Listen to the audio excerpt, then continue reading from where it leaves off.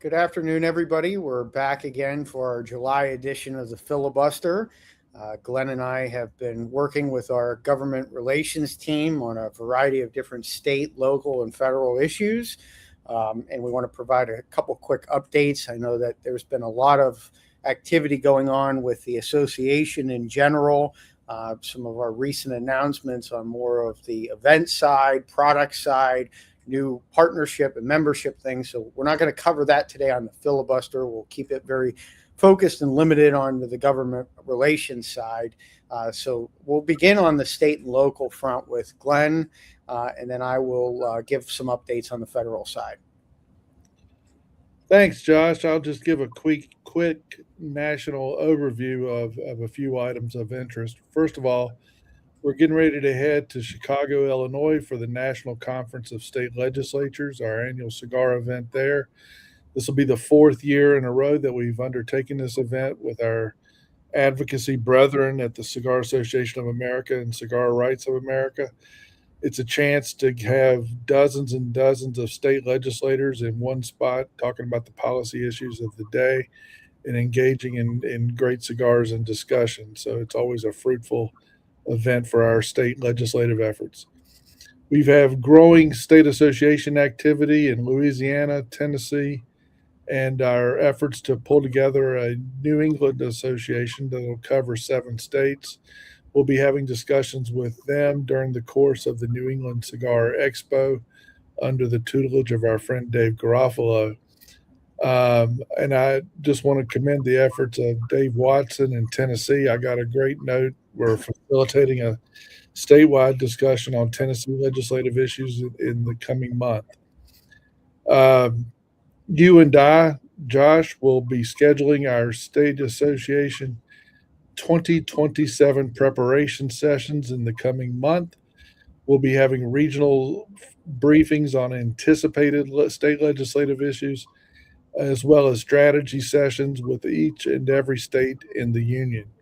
We'll be doing our traditional Northeast, South, Midwest, and Western states over the course of the next 60 to or so days in preparation for the 2027 legislative season.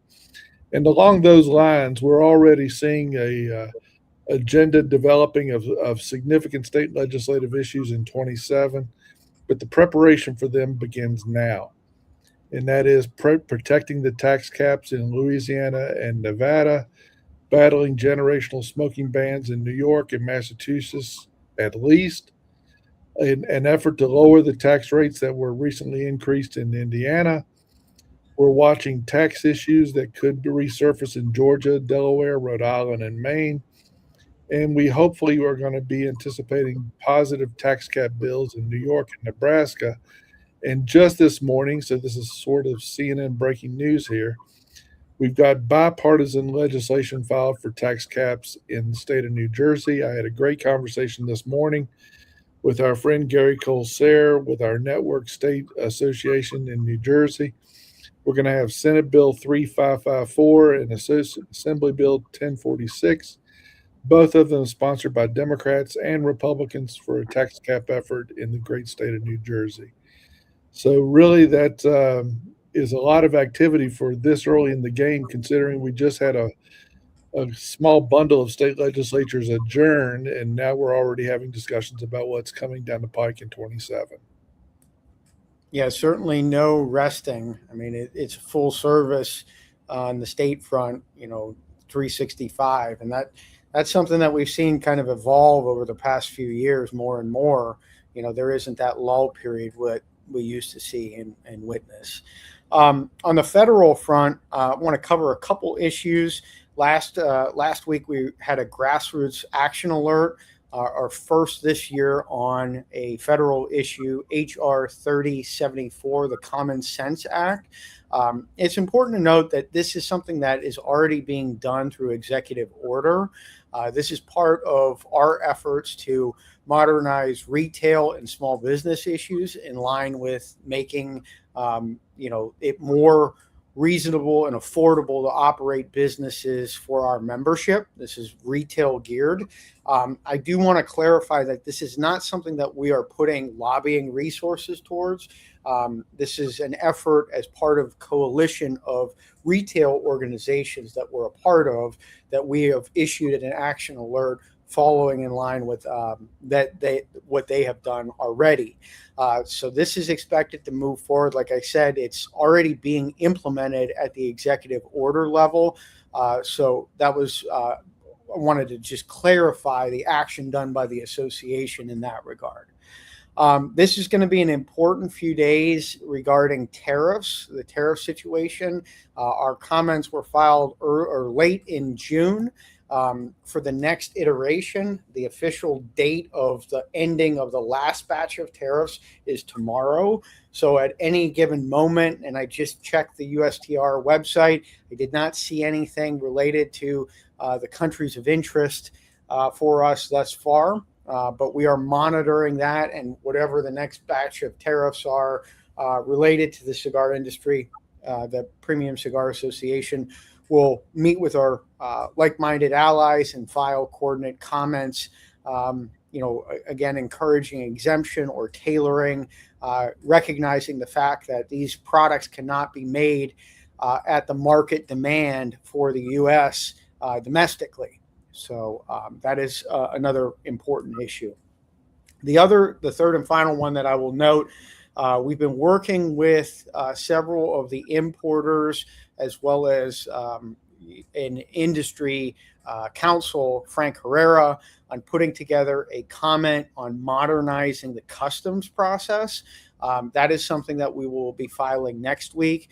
That is something that is in response to one of the Trump administration executive orders. So we've been more on the regulatory front, less on the congressional front this year. Things have been transitioning on the congressional side, focused on the election, and we expect more of the same all the way till November. So this association will be really focused on the FDA, the other agencies that handle trade and commerce. The fourth item that and this was a couple of weeks ago, so I don't want to gloss over it because I think it's the most important one. The FDA's announcement of regulating factories and inspecting factories. That is something that the Premium Cigar Association, we released a position statement on it. We are working on a comment. I've reviewed the first draft of that comment. We will be submitting that before the September deadline. This is important for our industry because it kind of shifts regulation from the FDA from the category level to the factory level. And there's a myriad of concerns about this. This is nothing new. They've had the authority to do something similar for the last 16 years. And they tried to do something of this nature in 2023.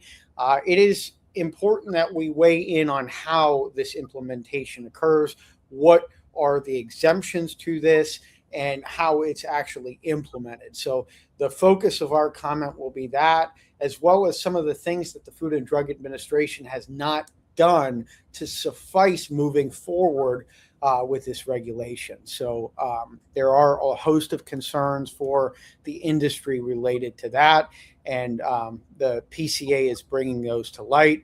We're talking with a lot of the other stakeholder groups, and I know this will be a topic of conversation for Glenn and myself with our peers at NCSL next week when we're with the Cigar Association of America and the Cigar Rights of America, because this is a pertinent issue to everyone in the industry. So those are the federal happenings, kind of quick hits on both state and federal, just to keep people apprised of what's going on. We want to make sure that we're getting the resources in real time. I know that, like I said, there's been a lot of announcements with the association, and I don't want to have people unaware of some of the real important things that are going on the government affairs side. So, as we transition into preparation for 2027 state legislative cycles, come with questions. These will be done by region. I will be on these calls to answer federal questions, as well as supporting Glenn on the state and the local side of things. Outside of this, we've also been engaging with ECMA. You may have seen in the various cigar media different things going on in France, Germany, Ireland.